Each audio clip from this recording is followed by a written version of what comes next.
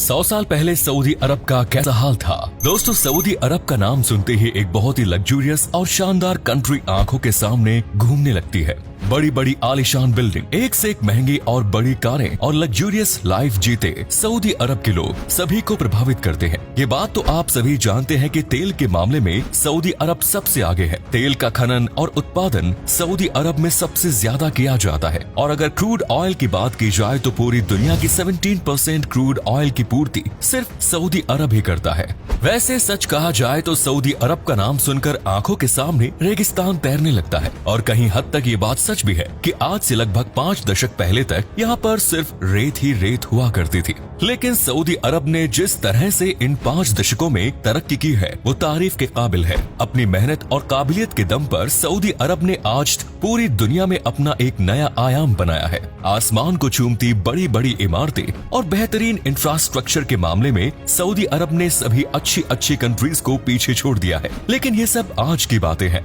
आज से 100 साल पहले सऊदी अरब क्या हुआ करता था, ये जानकर आप हैरान रह जाएंगे। आज के इस वीडियो में हम आपको बताएंगे कि आज से 100 साल पहले सऊदी अरब के लोग और सऊदी अरब कैसा हुआ करता था। चलिए शुरू करते हैं आज की वीडियो। शेखों की कंट्री कहा जाने वाला सऊदी अरब दुनिया के सबसे ज्यादा सख्त कानून पालने वाला देश है। लेकिन समय के साथ सऊदी अरब ने समय के साथ कदम से कदम मिलाया है और आज दुनिया के बेहतरीन देशों की लाइन में आकर खड़ा हो गया है। आज सऊदी अरब में महिलाओं को भी पुरुषों के बराबर दर्जा दिया जाने लगा है। महिलाओं को ड्राइविंग करने और स्पोर्ट्स में हिस्सा लेने की भी अनुमति सऊदी अरब में दी जाने लगी है। समय के साथ होते बदलाव को देखते हुए सऊदी अरब में हमेशा ही सही फैसले लिए हैं, जिनमें से महिलाओं को आगे लाने का सऊदी अरब का ये फैसला उनके देश को आगे बढ़ाने में कारगर साबित होगा। लेकिन अगर आज से 100 साल पहले की बात करें तो सऊदी अरब की स्थिति बिल्कुल उलट थी। वहाँ के लोग बहुत ही बुरी हालत से गुजर रहे थे।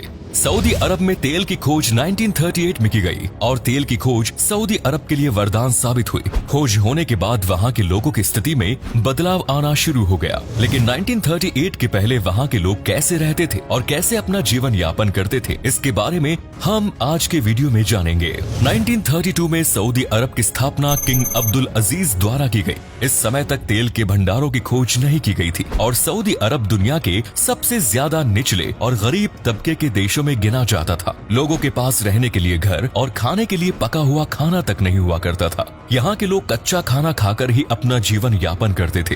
थोड़ी बहुत खेती बाड़ी करके यहाँ के लोग जैसे तैसे पैसे अपना गुजारा किया करते थे। खजूर की खेती सऊदी अरब में सबसे ज्यादा की जाती थी क्योंकि सऊदी अरब में चारों तरफ रेत ही रेत थी। लोग ऊंट और भेड़ों का ज्यादातर इस्तेमाल किया करते थे। आज जिस सऊदी अरब में गगनचुंबी इमारतें देखने को मिलती है, एक ऐसा भी समय था जब यहाँ पर मिट्टी के टूटे फूटे मकान और झोपड़ियां नजर आती थी। उस समय यहाँ के लोग हस्तशिल्प के कामों से भी जुड़े हुए थे, जहाँ मिट्टी के बर्तन बनाना इन लोगों का खास काम हुआ करता था। सऊदी अरब सहित सभी खाड़ी देशों में मोती का काम ज्यादातर किया जाता था। समुद्र से मोती ढूंढना, उन्हें तराशना और बेचना ज्यादातर लोगों का यही काम हुआ करता था। उस समय यहाँ के लोग ईस्टर्न या वेस्टर्न देशों में जाकर काम की तलाश किया करते थे, जहाँ पर ये लोग झाड़ू, सफाई या फिर गाड़ी धोने का काम कर लिया करते थे।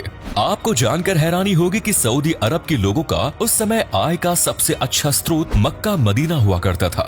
इस्लाम धर्म मानने वाले लोगों के लिए मक्का मदीना हमेशा से ही एक पवित्र और माना हुआ स्थान रहा है। इस्लाम धर्म को मानने वाले लोग अपने धर्म स्थल मक्का मदीना पर पूरी जीवन शैली में एक बार तो जरूर जाते हैं। ऐसे में सऊदी अरब के लोगों के लिए ये आय का स्रोत बन गया था। मक्का मदीना पर हज करने वाले लोगों द्वारा सऊदी अरब के लोग कमाई किया करते थे और अपना जीवन यापन करते थे और कई सालों तक ऐसे ही इन लोगों ने अपना घर चलाया है। सऊदी अरब एक सूखा राष्ट्र है, यानी कि वहाँ पर पानी की मात्रा बेहद ही कम है। उस जमाने में भी कुछ ही लोगों के घरों में कुएं हुआ करते थे, जिनका पानी वे लोग इस्तेमाल किया करते थे। आसपास रेगिस्तान होने की वजह से किसी भी तरह के पानी का स्रोत मिलना बेहद ही नामुमकिन था। जो कुएं लोगों के घरों में थे वो भी धीरे धीरे सूखने लगे थे। 1950 तक सऊदी अरब के ज्यादातर इलाकों में बिजली तक नहीं पहुँच पाई थी और कई सालों तक ऐसे ही हालात सऊदी अरब में भी बने रहे थे।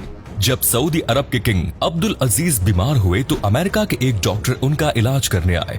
डॉक्टर क्रेन डॉक्टर तो थे, साथ ही उन्हें फोटोग्राफी का भी बहुत शौक था और सऊदी अरब के उस समय की जितनी भी तस्वीरें देखने को मिलती हैं, वे सभी डॉक्टर क्रेन के द्वारा ही ली गई हैं। सऊदी अरब की किस्मत तब बदली जब तेल की खोज करने के बाद वैश्विक स्तर पर तेल की मांग बढ़ने लगी। सन 1976 के बाद तेल की मांग बढ़ने के साथ ही सऊदी अरब ने अपना तेल का उत्पादन बढ़ा दिया। इसके साथ ही सऊदी अरब में आर्थिक और सामाजिक सुधारों की तरफ भी ध्यान दिया जाने लगा। धीरे धीरे सऊदी अरब के पास पैसा आने लगा और सऊदी अरब के हालात बदलने लगे। आज जब हम सऊदी की तरफ देखते हैं तो हमें एक संपन्न देश दिखाई पड़ता है, लेकिन यहाँ तक पहुँचने का सऊदी अरब का सफर आसान नहीं था।